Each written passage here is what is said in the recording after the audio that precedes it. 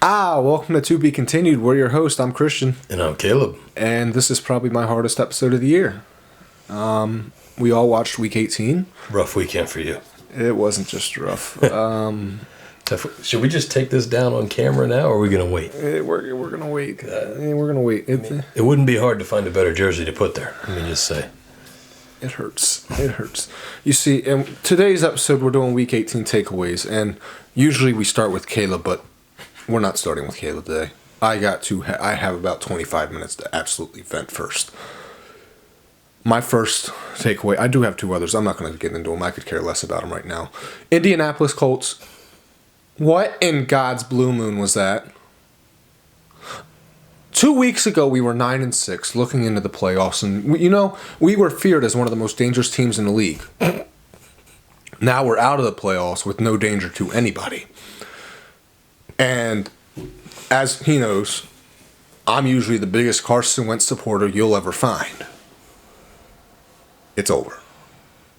I got it. I had to go back and I had to watch all the film from this season, last season, and the season before that. And let's just say 2018 he was close to 2017 form. 2019 was average. 2020 was below average, and this past season was average to above average. The Colts need to move on. He's not worth the money he's being paid. Carson Wentz is just a 6'5" Baker Mayfield without the confidence. And it's sad because I want him to be so good, but the quarterback I want us to go get is either Kirk Cousins, Russell Wilson, or Aaron Rodgers. And more than likely, we're not going to get any of those and probably going to settle for Wentz again. And I'm sort of sad about it. Maybe Jameis comes.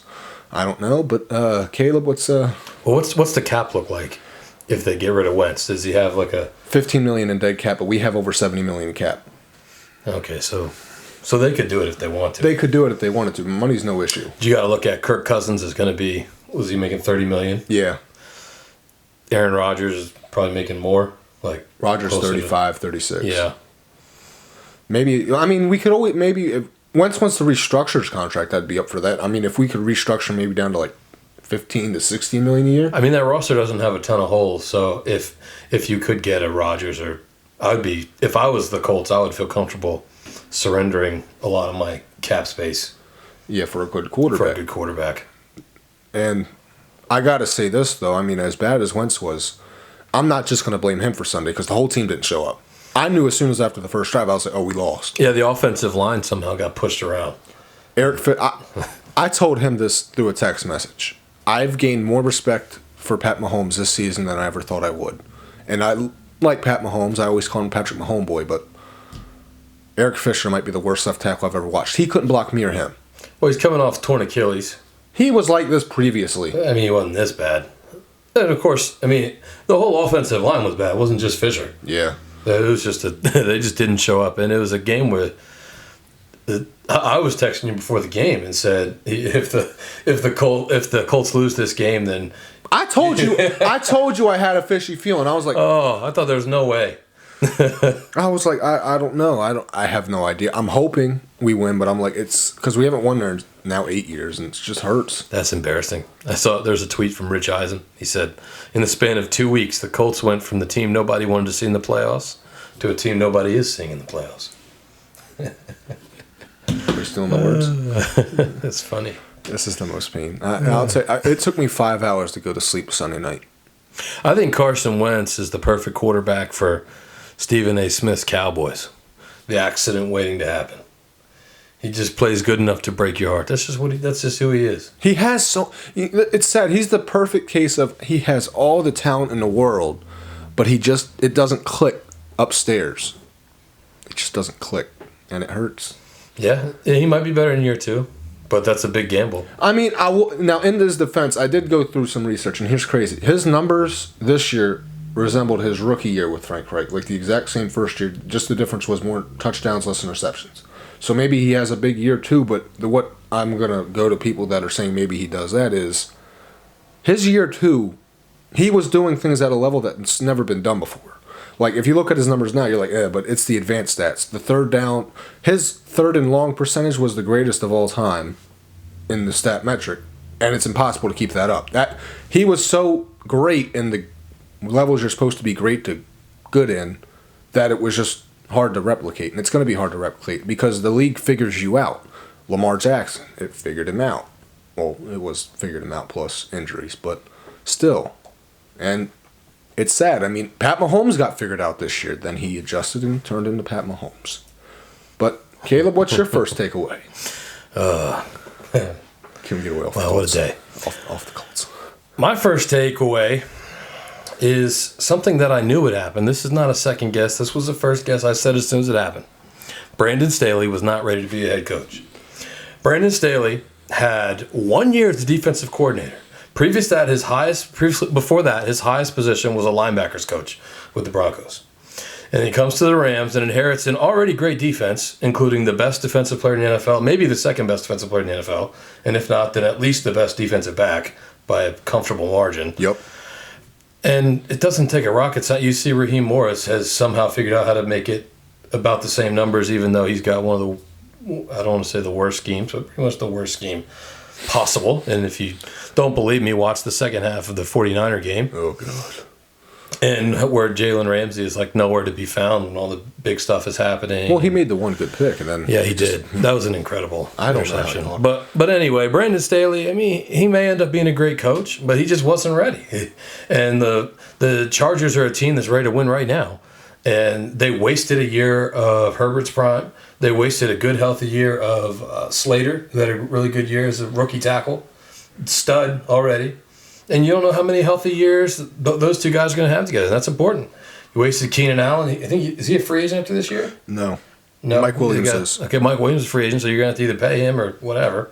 I don't know what their cap situation is, but that's great. Not great. I just I knew it. I knew Brandon Staley was not going to be the right guy for the job, and he made the dumbest decision of the day. The dumbest decision of the day, calling that timeout when everybody was just happy, letting it ride. And you saw Herbert's face. He said, I've never wanted to tie so bad. But here's my problem with it, because I 100% agree with that takeaway, but this is also the other thing is, I think he maybe lost the locker room. Because the players are like, yeah, we played bad on some aspects, but we were playing good enough for a tie. Yeah. And then you called a timeout, and they were like, oh, we just want to win the game. Yeah, and he's also robbed the NFL. Because now we have to watch Ben Roethlisberger. Oh my goodness! Pat Mahomes against Mahomes. That's going to be a blowout. Guys. It's going to be. That would have been so much better of a game if it could have been the Chargers. Herbert versus Mahomes. I mean, thanks, Staley. Didn't Herbert go there and beat him earlier? He went there to KC. Yeah, I think that was in the middle of while Kansas City was struggling. Oh yeah, but still. Thanks. It's impressive. Thanks, Brandon Staley. I mean, here's an option for you. I mean, all these crazy head coaches and nothing crazier than the Dolphins. Why don't they fire Staley and go get Brian Flores?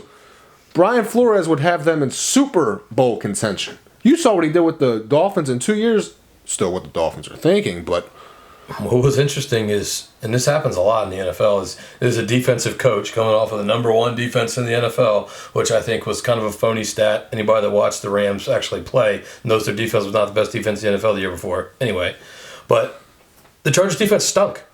They hired a defensive guy, and they couldn't stop a nosebleed. and their defense stunk. Just think about it. The game was almost a tie, not because the defense was making good stops. No, because Justin Herbert was that was the craziest fourth down game in my life. I've never seen the guy convert 10 straight fourth downs. He said, oh, 4th and 10, gotcha. 4th and 10, gotcha. I'm like, dude, slow down. But I guess my second takeaway would be, and McVay's confusing me. And I understand the run wasn't working. But you can never, ever completely abandon the run. Because all you're doing is you're telling the Niners, who have a good pass rush, hey, you don't have to worry about a run game. Just come hit our quarterback. And I think that's why the Rams ultimately ended up losing, because you saw when Stafford got picked, he also was not just throwing a pick to the defender. He had to pick himself off the ground because he was getting hit every single down because the Nick Bosa and the Niners are just like, we know you're not going to run the ball. Yeah, looking back on it, it actually kind of reminds me of, I don't remember if it was last year or 2 years ago, but the Rams had a game against the 49ers where it was the second game of the season, and of course they'd lost the first game of the season because they've lost 6 in a row now. The 6 or whatever. They've lost all those games in a row. And they came out and their offense looked fantastic in the first half. It's like, all right, good. And then all of a sudden in the second half, it just doesn't. He stops doing the same things. He stops running all the receiver motion and stuff. Which again, where was it? It was nowhere. I mean, I know Robert Woods was the guy that did a lot of that, but you got some athletes on that field. That Odell could do that for Beckham? you. Odell Beckham could do it. You could run Van Jefferson that way. They got that Skoranic dude out of, I think he's from Notre Dame. The dude can fly. Give him the ball. At least just give him a different look. But you're just doing the same thing and expecting something different to happen, and didn't work. And they got just beat up in the second half. And here's what confuses me though with McVay is Robert Woods is good, don't get me wrong. But even Robert Woods 100% healthy, he's not the talent that Odell is. Like, I would take Robert Woods over Odell now, like at the moment, but Odell is still more talented. He's more athletic, he's faster. The only problem is he wasn't there in the offseason. Here's another issue that I think is that you see when the Rams play the 49ers. The 49ers are built specifically to beat the Rams. Oh, yes. Like when we watched Georgia and Alabama, Georgia was beat specifically to beat Alabama. When they're not held. And the way that they were able to do it is because Alabama could not run the ball at all. Nope. They just overpowered them because Georgia had those huge dudes. And good Lord. What was the one guy? 6'7", 400 pounds? Yeah, I mean, that guy was just a giant. It looked like just don't even go in his vicinity, and they just couldn't run the ball at all. But the 49ers have built their team that way to beat the Rams. The Rams have built theirs to win the Super Bowl. The Rams don't care what the 49ers are doing. But the problem is if they have to go through the 49ers to get to the Super Bowl. So the Rams have just, I don't know. Hey, at least you can look at this. In the playoffs, if you guys play, Kyle Shanahan's not going to run the ball as much. True. That's true. You have that to look at. But I guess the way to go is to let the 49ers get a lead. Oh. Let Kyle Shanahan get a lead in a big game, and then you're good. Yeah, let him go up 28-3, and then he has some good luck. But that actually is going to lead me to what I was going to say about the Rams anyway. Something is just missing with this Rams team. Like I've never at any point thought they're like, oh, this team, I really think they're going to the Super Bowl. I think they could. I mean, they've got so much talent. Like if they get hot and roll, but they haven't been hot all year. And so to expect the team to all of a sudden just get hot in the postseason is not very likely. Last year's Bucks got hot late, but they got hot the last 4 games too. It wasn't just the playoffs. Yep. And there's just something about the Rams that is just it's just not working. Well, here's what I will say with the Rams. They lack accountability. I mean, I've never seen a coach after a game just completely say, oh, that loss doesn't matter. Because McVay in the post-game press conference was just like, oh, that loss doesn't matter. We could care less about that loss. What? Well, I really think that once they saw that Arizona had lost, I don't think they cared anymore. But I think that last throw that they're like, all right, let's just get a touchdown or an interception and get out of here. But I really don't think they cared about winning at that point. Because they knew if they won, they were going to have a tougher game because they were going to have to play the 49ers instead of the Cardinals. Oh, yeah. So maybe he's partially telling the truth, but... if the Cardinals would have won and the Rams would have lost, the Rams wouldn't have been playing the Cardinals. No, but the Rams saw that the Cardinals lost before the Rams. Yeah.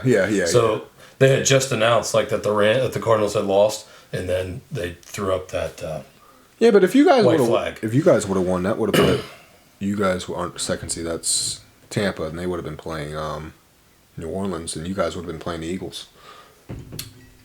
Eh. There was some scenario where they were going to have to play the 49ers. Was that a tie? Yeah. Yeah, I wouldn't want a tie either. You were like, no. Yeah, the Rams and Brandon Staley. Maybe it's a Sean McVay thing. Well, they just don't want to tie. They'd rather lose than tie. Speaking of the Sean McVay and coaching tree, though, my third takeaway is, the McVay coaching tree is actually kind of good. The only problem is they struggle in big moments.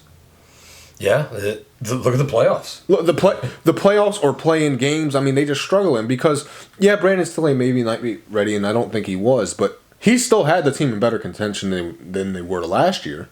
Now, I don't know if that's just because Herbert improved, but I don't know how much. Herbert improved. They added some pieces, important pieces. But still, coaching goes a long way. Yeah. I mean, look, we thought the Giants had talent, and Joe Judge just said, I didn't think the Giants had talent. That's the difference. I knew the Giants weren't going to be any good. Let's run a 3rd and 9 on. I knew they were going to stink. Who you want to? I don't think Daniel Jones is any good. They weren't very good when Daniel Jones was there. And then when he left, They were even. Well, I've never seen a team that bad. But they just didn't even care. But here's the thing with the Giants, though. I mean, we're just going to get off my third takeaway here. There was an executive who came out. He said, "I've never seen an offensive line this untalented." He's like, outside of Andrew Thomas, it's a bunch of backups. He said, "I don't care what you think of Daniel Jones. It's impossible to perform behind that offensive line." And Yeah. their problem was with Jason Garrett and Freddie Kitchens and Joe Judge. Joe Judge wanted them to run a 19-12 offense. That doesn't work in 2021. Well, it also doesn't work when you have no offensive line. No, that too. If you got a dominant offensive line, you can do pretty much whatever you want in the NFL. And if I'm But they Saquon, don't I want like out. that. I want. If I'm Saquon, I want out. And the problem with I the wouldn't. Giants were, did you see the Giants didn't even have enough cap space to have a 53-man roster on Sunday? I have never seen that before. It was hilarious. Yeah, the Giants are just it's a mess. Remember, they went from a respected franchise 10 years ago to now. Yeah, the whole both the New York football teams are kind of a mess, but at least the Jets have A future, a little bit more hope think. in the future. we think. I'm not super high on Salah. I'm not super high on Zach. Well, here's my Wilson. problem with Salah. Salah is he had one good year as a defensive coordinator. The rest of the time, the Niners were garbage. Yep, he got a job and Zach Wilson, the Jets defense. he's sucked. just a 6'2" version of the guy's jersey above me. Yeah, a lot of similarities. There is. He loves throwing to the defense. Yeah. But what's So your speaking last? of that guy whose jersey's hanging above you, Oh, good. the man who was drafted one pick ahead, and rightfully so, Jared Goff. Oh, Lord. The future in Detroit. It's bright, man. It's bright. And it's not even like I have always liked Jared Goff. Still like Jared Goff, even though he's not a Ram anymore. That's fine. But Jared Goff he's solid. I think he can be good enough. He won playoff games for the Rams. He got them to the Super Bowl. Contributed. He didn't play that bad. I know he didn't play that bad in the Super Bowl. He's like a Brandon Cooks drop in the end zone on a pass interference away from tying that game. It's the Heat. So if you can hear it, the heater's on. I don't know. Sorry. It bothers Christian. But anyway, Detroit, man, that they got Brad Holmes from Los Angeles, Yep. from the Rams, who's the GM, and he made some good picks. You got St. Brown, who's looking What a talent that kid is. Legit. Sewell, he's looking good. Sewell's looking good. They drafted another line. What's it? Neal or something? Jackson. Somebody. No, not Jackson. He's a I second. forget. But But Detroit, his future's looking good. oh, in Detroit very for the good. First time. And I'll say this with Goff, if he had the confidence he has now, he would have been successful in LA. Because yes, he was putting up good numbers in LA, but he always lacked that it factor. Dan Campbell, when he called Jared Goff out, I didn't think it was possible with Jared Goff because I just thought he didn't care. And that was even one of my takeaways about 5 weeks ago. He cares. I mean, did you see him Sunday? He was putting energy into it. He was happy. He Yeah. fits Detroit. And I think and a lot of Detroit fans are now saying, hey, he's our quarterback. I think Sean McVay just wasn't the right guy for Jared Goff. Because I think they're both kind of like laid back and cool to an extent. They're both kind of pretty boys a little bit. Yep. Jared Goff needs somebody to jump in his face and And that's exactly what Dan Campbell. motivate him. And McVay's just not going to do that. And here's the fourth takeaway. I mean, I'll just put this out there. As much as even though the Lions didn't make the playoffs, they're the best 3-13-1 team I've ever seen in my life. I mean, they're competitive every game. And even though they didn't make the playoffs, can I argue Dan Campbell was maybe the hire of the year? Yeah, they made a lot of.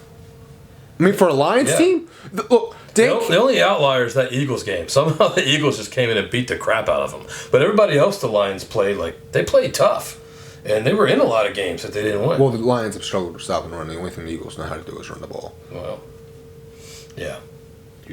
Yeah. But Dan Campbell, I mean, wow. Look at this. 1 year in, he's already got the Lions playing in the second Sunday of January. Who would have thought? Now, granted, it wasn't the playoffs, but who cares? Yeah, Anyway. but I just think Detroit, they got a bright future, man, and I think they're going to be all right. Hey, Lions fans, you can smile for once. Anyway, thank you for watching this episode of To Be Continued. Until next time.